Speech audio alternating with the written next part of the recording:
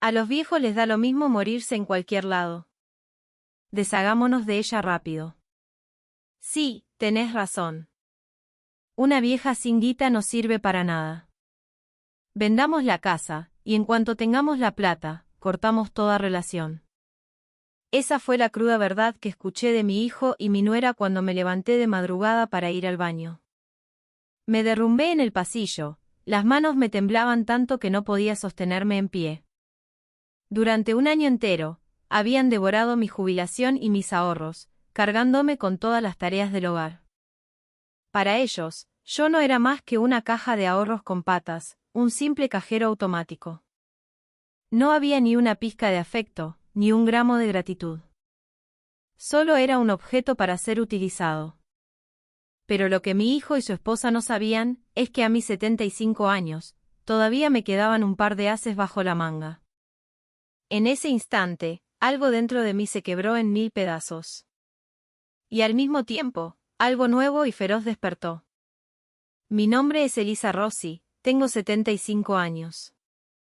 Hace 5 años perdí a mi esposo, Eduardo, y desde entonces he vivido sola en nuestra casa de Villa Devoto, el hogar que construimos juntos durante más de 30 años.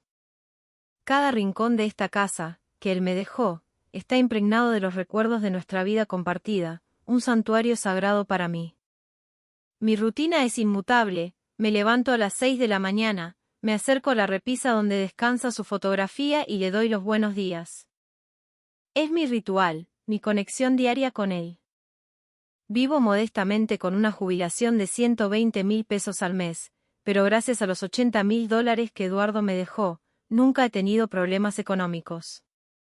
Además, y este es mi secreto mejor guardado, poseo una cartera de inversiones que asciende a unos $800.000, un fondo que Eduardo, con su visión de futuro, fue construyendo poco a poco, en silencio.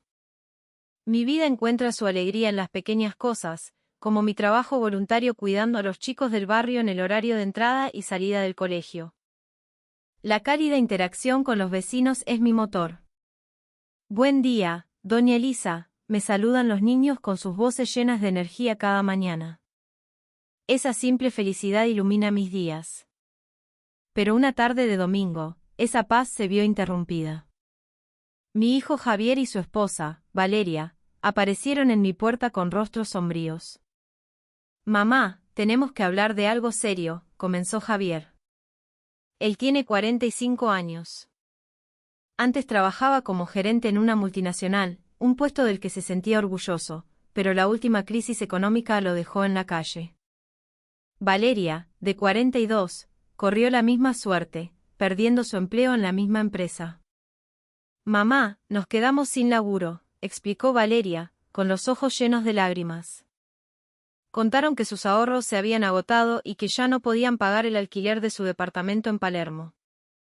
Ambos, con sus títulos universitarios y el orgullo herido de haber trabajado en una empresa de renombre, se negaban a buscar empleo en compañías más pequeñas.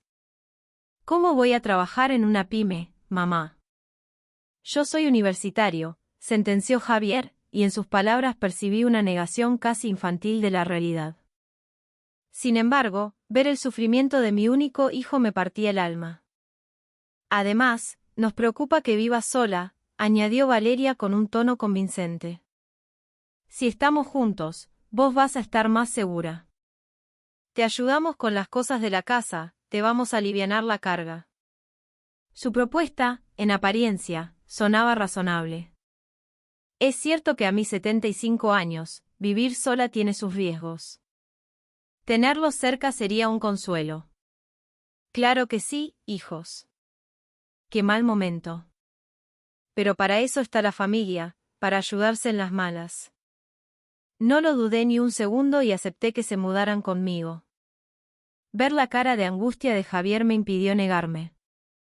Es natural tenderle una mano a la familia cuando lo necesita. Al día siguiente, llegaron con 2 valijas enormes. Preparé la habitación de huéspedes y así comenzó nuestra nueva vida familiar. Gracias, mamá, de verdad, gracias por ayudarnos. Te juro que algún día te vamos a devolver este favor. Los recibí con los brazos abiertos, feliz de volver a sentir el murmullo de las conversaciones llenando el silencio de mi casa. La primera señal de que algo no andaba bien fue una pequeña incomodidad. Aunque yo me levantaba a las 6 para preparar el desayuno, ellos no aparecían hasta pasadas las 8. Lo primero que dijo Valeria al sentarse a la mesa fue: «Ma, ¿no podrías usar ingredientes más orgánicos? Soy muy sensible a los aditivos». Acostumbrada a comprar las ofertas del supermercado del barrio, a partir de ese día empecé a comprar productos más caros en una dietética, pensando en su salud. Pronto, también se adueñaron del televisor. Mis viejas películas argentinas que tanto disfrutaba fueron reemplazadas por series de moda y partidos de fútbol interminables. Bueno, deben estar cansados por todo lo que les pasó. De a poco se van a ir acostumbrando, me decía a mí misma, intentando ser paciente. Al cabo de un mes de convivencia, la realidad me golpeó, todas las tareas del hogar recaían sobre mis hombros. «Mamá, ¿limpiaste bien mi cuarto? ¿Viste que soy alérgica?», se quejó Valeria, pasando un dedo por un mueble para mostrar una mota de polvo inexistente. «Vieja, lávanos la ropa por separado, que tengo la piel sensible», exigía Javier con total naturalidad. ¿Y la promesa de ayudarme?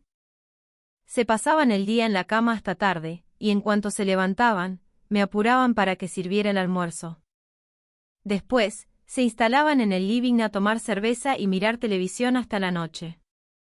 Al cumplirse 2 meses, Valeria me planteó una nueva exigencia. «Con tu jubilación no nos alcanza, mamá. Somos 3 ahora. Necesitamos por lo menos 400.000 pesos por mes. ¿No podrías sacar de tus ahorros?».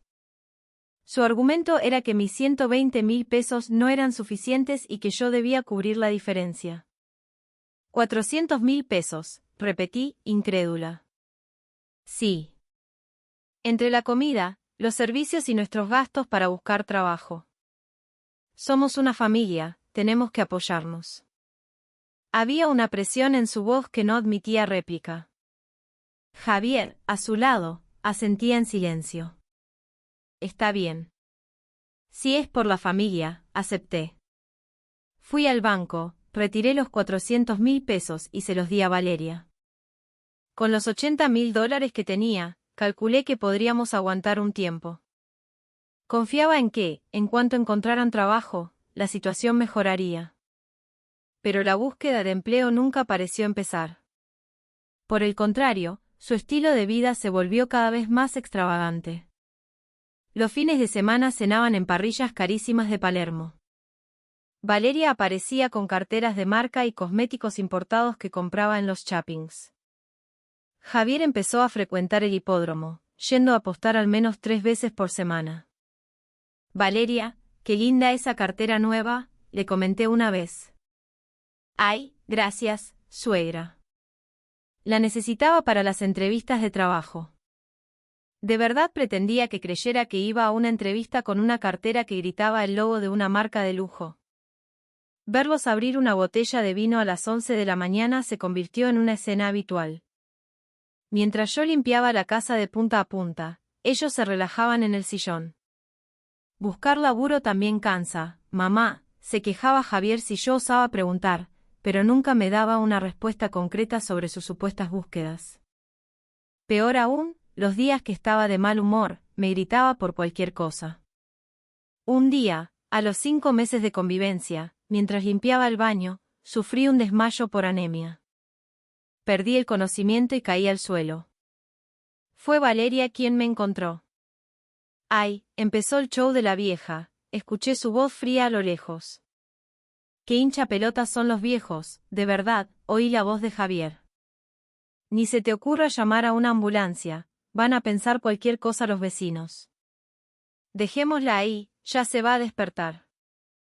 2 horas después, cuando recuperé la conciencia, estaban los dos mirándome desde arriba.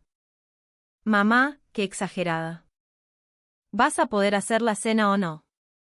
Su tono era el de alguien a quien yo había molestado profundamente. Después de obligar a una mujer de 75 años a hacer todo el trabajo de la casa, me trataban de actriz cuando mi cuerpo no aguantaba más. Fue entonces cuando empecé a darme cuenta de que algo estaba terriblemente mal. Unos días después, mi vecina y amiga, doña Marta, me paró en la calle, preocupada. Elisa, te veo más flaca, che. Y tenés mala cara. Estoy feliz con mi hijo y mi nuera, Marta. Solo un poco ocupada, le respondí con una sonrisa forzada. Al volver a casa, Valeria me reprendió. Mamá, por favor, no andes hablando tanto con los vecinos. No quiero que cuentes nuestras intimidades por ahí. Claro, además, esas amistades cuestan guita, añadió Javier. Así, me fueron aislando poco a poco, cortando los lazos que había construido durante décadas. A los 6 meses, descubrí una verdad demoledora. Javier había usado mis ahorros para pagar una deuda de juego de 2 millones de pesos. Mamá, si venían los acreedores iba a ser un quilombo para vos también. Te hice un favor, se justificó. Claro, suegra, lo hicimos por su bien, agregó Valeria. El tratamiento de belleza de Valeria y las apuestas de Javier les costaban 200.000 pesos al mes. El leasing de un auto de alta gama para mantener las apariencias, otros 80.000. Mis ahorros se evaporaban sin que yo lo supiera. Los $80.000 se habían reducido a apenas 30.000 en solo 6 meses. Una noche, mientras limpiaba la foto de Eduardo, Valeria me dijo con fastidio, suegra, esa foto ahí en el medio del living molesta. Ocupa mucho lugar, no puedo ni invitar a mis amigas. Sí, ma, ya pasaron 5 años. Es hora de guardarla, apoyó Javier. Piensen en los vivos, no en los muertos. ¿Hasta cuándo te vas a aferrar al pasado? Las palabras de Valeria me atravesaron como un puñal. Que se atrevieran a despreciar el recuerdo de mi marido. Cuando el saldo de mi cuenta bancaria cayó por debajo del $1.000.000, la verdadera naturaleza de ambos salió a la luz. Ya no queda casi nada de dinero, les dije con la voz temblorosa. La reacción de Javier fue violenta. ¿Y qué me importa? Todavía tenemos la casa. Mamá, no me digas que te importa más esta casa que tu familia, espetó Valeria. En sus ojos ya no quedaba ni el más mínimo rastro de afecto. Esa misma noche, los escuché. Me levanté para ir al baño y sus voces llegaban claras desde el living. Ya no tiene más guita. Vendamos la casa y la metemos en un geriátrico barato. Sí, con la plata de la casa podemos empezar una nueva vida. A los viejos les da lo mismo morirse en cualquier lado. Deshagámonos de ella rápido. Sí, tenés razón. Una vieja sin guita no sirve para nada. Me desplomé en la oscuridad del pasillo. El temblor de mis manos se extendió a todo mi cuerpo. Para ellos, yo era solo una fuente de dinero. Y ahora que la fuente se secaba, planeaban desecharme. En ese instante, algo dentro de mí se hizo añicos. Sola en la madrugada, mirando la fotografía de mi Eduardo, lloré en silencio. Eduardo, mi amor, ¿en qué me equivoqué? Pero junto con las lágrimas, una rabia fría y dura empezó a crecer desde lo más profundo de mi ser. Había vivido 75 años de forma honrada, y mi propio hijo y su esposa me habían traicionado de la manera más cruel. A la mañana siguiente, comencé a analizar la situación con una calma helada. Primero, organicé mis diarios. Siempre tuve la costumbre de escribir, así que tenía un registro detallado de cada abuso, cada exigencia, cada palabra hiriente.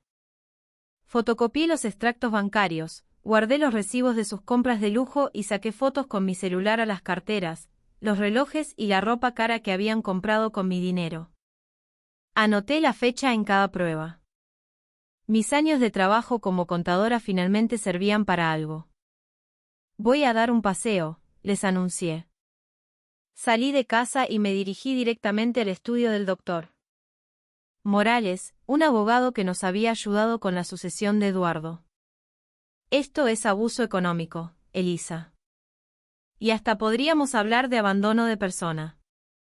Es denunciable penalmente, sentenció el doctor Morales tras revisar las pruebas que le llevé. Doctor, hay algo más. Mi marido me dejó una cartera de inversiones. Le revelé la existencia de los $800.000. Era mi carta ganadora, el secreto que ellos desconocían. $800.000, los ojos del abogado brillaron. Bueno, Elisa, con esto, el partido cambia por completo. Tenemos muchas opciones. Mi siguiente parada fue una inmobiliaria. Por una casa como esta en Villa Devoto, con este terreno. Podemos pedir $300.000, fácil, me dijo el dueño, superando mis expectativas. Podemos hacer todo sin que mi hijo se entere. Por supuesto, señora Rossi. La privacidad de nuestros clientes es sagrada. La casa estaba a mi nombre, así que no necesitaba su consentimiento para venderla. Buscando en internet, encontré la propiedad ideal, una casa de campo en Tandil, a unas horas de la capital. Costaba $60.000. Tenía un jardín enorme, y estaba cerca de un arroyo y de la biblioteca del pueblo. Un lugar tranquilo, con vecinos de mi edad. Acá, Eduardo estaría feliz. Es el lugar perfecto para empezar de nuevo, pensé. Les dije a Javier y Valeria que tenía una consulta médica y me fui a ver la casa. El aire de las sierras, la calidez del lugar. Me enamoré al instante. La compré ese mismo día. A partir de entonces, comencé a recolectar pruebas de manera más sistemática. Compré una pequeña grabadora de voz y la dejaba encendida en el living. Lo que grabé superó mis peores pesadillas. ¿Cuánto más va a durar esta vieja de mierda? En cuanto vendamos la casa, nos vamos de viaje, mi amor. A disfrutar nuestra vida. Un geriátrico público, de los más baratos. Total, no va a durar mucho. Cada palabra era una prueba contundente. Mientras tanto, frente a ellos, yo seguía interpretando el papel de la madre sumisa. Qué día duro de búsqueda de trabajo, ¿no, hijos? Valeria, salís de compras. Cuídate mucho. Mantenía la apariencia de normalidad mientras, por debajo, mi plan avanzaba a paso firme. La oportunidad dorada llegó a los 8 meses de convivencia.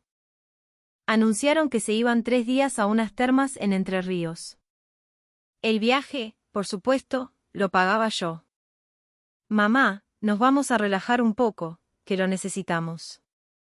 Cuida la casa, vieja, portate bien. En el preciso instante en que su auto dobló la esquina, puse en marcha la fase final. Firmé el contrato con la empresa de mudanzas, el boleto de compra-venta de la casa, liquidé una parte de mis inversiones para tener efectivo, compré online todo lo necesario para mi nuevo hogar y, lo más importante, preparé la carta documento. Redactada con la ayuda del doctor Morales, era clara y concisa. La casa había sido vendida legalmente, poseía numerosas pruebas de abuso económico y psicológico, les prohibía legalmente cualquier tipo de contacto futuro, y mi nueva dirección era confidencial. Calculé el envío para que la recibieran justo el día de su regreso. En la mañana del tercer día de su viaje, llegó el camión de la mudanza. Muchas gracias por todo, le dije a mi vieja casa. Solo cargué la foto de Eduardo, mis recuerdos más preciados y los muebles básicos. Todos los electrodomésticos, muebles y, especialmente, los artículos de lujo que ellos habían comprado con mi dinero, se los llevó un comprador de segunda mano. Hice un buen negocio, 2 millones de pesos que me transferirían a mi cuenta. Por la tarde, ya estaba instalada en mi nuevo hogar. El atardecer en Tandil, con el sol escondiéndose detrás de las sierras, era de una belleza que limpiaba el alma. Mientras tanto, en Buenos Aires, Javier y Valeria regresaban a casa.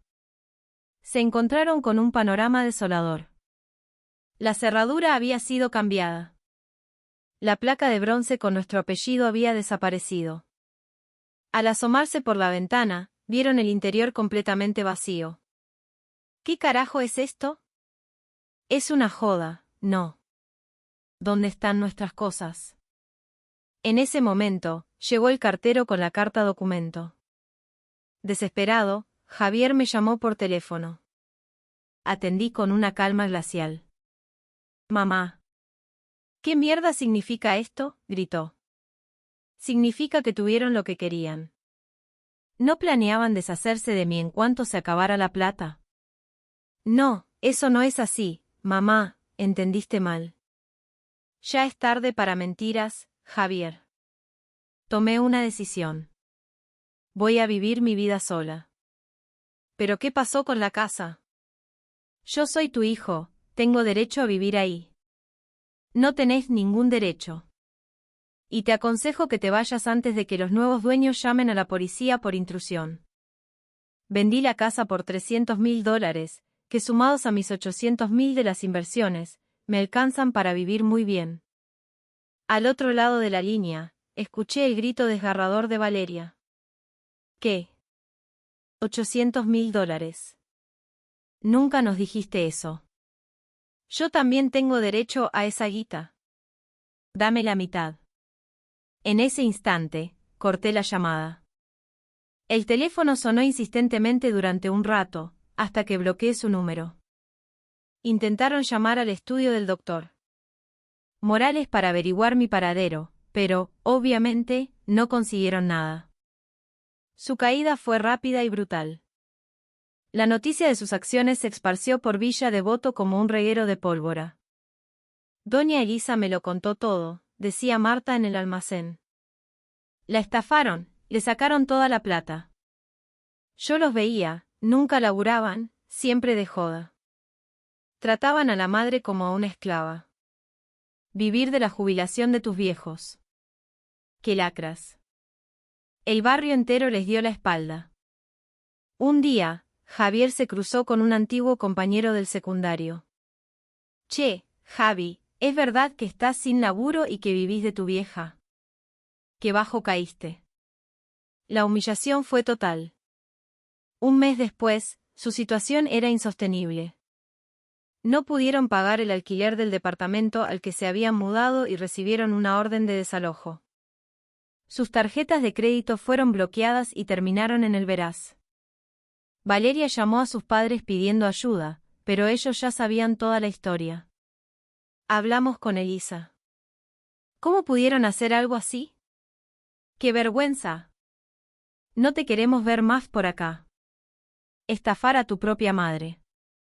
Son la escoria de la familia. No vuelvas a llamar. Expulsados también por su propia familia, perdieron su último refugio. 2 meses más tarde, intentaron solicitar una vivienda social, pero fueron rechazados. Terminaron haciendo changas y durmiendo en cibercafés, viviendo al día. Valeria consiguió un trabajo en un supermercado, pero su orgullo pudo más y renunció a la semana. 5 meses después, los echaron de un cibercafé por el escándalo de sus peleas constantes. Todo esto es por culpa de tu vieja de mierda. Arruinaste mi vida, le gritaba ella a él. Yo también fui engañado. No sabía nada de los $800.000, respondía él. Se culpaban mutuamente, atrapados en una espiral de miseria. Fue entonces cuando le llegó la última comunicación del doctor Morales. Una notificación formal iniciando el proceso de desheredación por indignidad, basado en las pruebas de abuso económico. El documento era claro: pérdida permanente de todo derecho a herencia, prohibición legal de solicitarme dinero en el futuro y la advertencia de una denuncia penal si violaban los términos. Legalmente, estaban acabados. Mientras tanto, mi nueva vida en Tandil era más plena de lo que jamás había imaginado. Me despertaba a las 6 con el canto de los pájaros.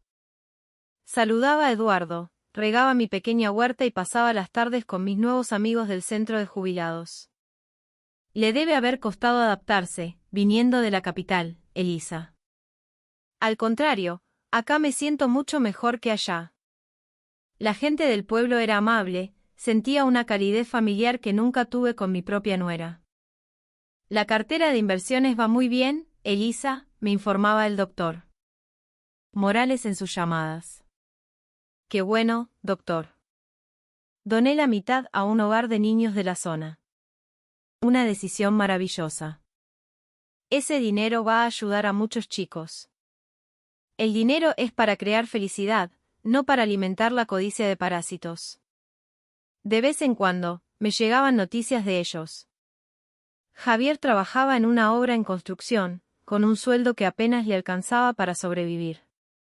Valeria, al parecer, nunca volvió a trabajar y seguía culpándome de todas sus desgracias. Decían que había envejecido 10 años, descuidada, alimentándose de comida chatarra. El karma, supongo. Ha pasado un año desde que empecé esta nueva vida. Un año en el que mi existencia se ha enriquecido de formas que no creía posibles. Riego mis tomates por la mañana, hago voluntariado en la biblioteca por la tarde y me relajo en las aguas termales cercanas al atardecer. Desde que llegó usted, Elisa, el barrio está más alegre, me dice a menudo mi vecino, el señor Tanaka. Incluso he empezado a organizar charlas sobre los derechos de los ancianos, usando mi experiencia para ayudar a otros. La caída de Javier y Valeria, por otro lado, no se detuvo. Javier ahora es personal de limpieza, con un sueldo miserable. Valeria, incapaz de conservar un trabajo, finalmente lo abandonó. Se divorciaron. Los últimos rumores que escuché decían que ella, rechazada por su familia y sin nadie que la mantuviera, había terminado viviendo en la calle. De vez en cuando, recibo cartas de Javier. Como no tiene mi dirección, las envía a través del estudio del doctor Morales. Mamá, perdón. Fui un imbécil. Estaba equivocado. Por favor, déjame intentarlo de nuevo. Pero la confianza, una vez rota, no se puede remendar. Leo sus cartas, pero nunca respondo. En este año, he encontrado una nueva familia. Doña Amalia, mi vecina, es mi compañera de caminatas matutinas. El señor Suzuki, del otro lado de la calle, es mi maestro en el arte de la huerta. Los lazos de sangre no son los únicos que importan. A veces, los lazos del corazón son mucho más fuertes y cálidos. Los domingos, los niños del barrio vienen a ayudarme con el jardín. Doña Elisa, ¿qué cosechamos hoy? Los tomates ya están bien rojos. Llévense algunos a casa. Ver sus sonrisas borra por completo los oscuros 8 meses que pasé con mi hijo. Lo más sorprendente es que mi salud ha mejorado drásticamente. Cuando vivía con ellos, el estrés me había provocado hipertensión e insomnio. Ahora, mi presión es normal y duermo profundamente. En mi último chequeo, el médico me felicitó. Tiene la salud de una mujer de 60 años, Elisa. Con tiempo libre, he descubierto nuevas pasiones. Voy a un taller de cerámica y participo en el coro del pueblo. «Qué voz tan bonita tiene, Elisa», me dijo la directora. Cada cumplido es un bálsamo para el alma. Hace poco, llegó una carta más larga de Javier. El tono era diferente, se sentía un arrepentimiento genuino. Mamá, cometí un error imperdonable. Desde que Valeria y yo nos separamos, he estado solo, y en esta soledad he entendido el daño terrible que te hice. No puedo devolverte el dinero, pero quiero dedicar el resto de mi vida a compensarte de alguna manera. Rezo para que seas feliz. No volveré a contactarte. Esta es mi última carta. Lo siento de verdad. Sus palabras no lograron conmoverme. Era un arrepentimiento tardío. Pero como madre, sentí un mínimo alivio al saber que, quizás, finalmente había madurado. Cada mañana, frente a la foto de Eduardo, le cuento mis novedades. Estoy tan feliz, mi amor. Gracias a lo que me dejaste, puedo vivir esta vida plena. Lo de Javier es triste, pero es el pasado. Ahora tengo amigos maravillosos. Voy a vivir el resto de mis días valorando cada momento. Quiero que mi historia sirva de algo. Que nadie, por ser familia, soporte un trato injusto. El amor no es una calle de un solo sentido. Esperar a que el otro cambie es inútil, a veces, la única solución es actuar uno mismo. Y la edad no es una excusa para rendirse. Yo, A mis 75 años, pude empezar de nuevo. Con un poco de coraje, siempre se puede encontrar un camino. Y sobre todo, el dinero es una herramienta para ser feliz, no para ser explotado. Hoy, soy profundamente feliz. Y pienso cuidar esta felicidad cada día. No importa la edad, la vida siempre puede volver a empezar. La primavera ha llegado a Tandil, y mi jardín no solo tiene verduras, sino también un estallido de colores.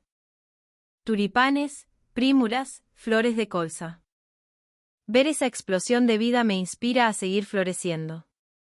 Cuando los niños del barrio vienen y me dicen, qué lindas flores, abuela Elisa, siento una felicidad que me llena por completo. Esta es mi verdadera familia. Esta es la verdadera felicidad. A mis 75 años, por fin la he encontrado.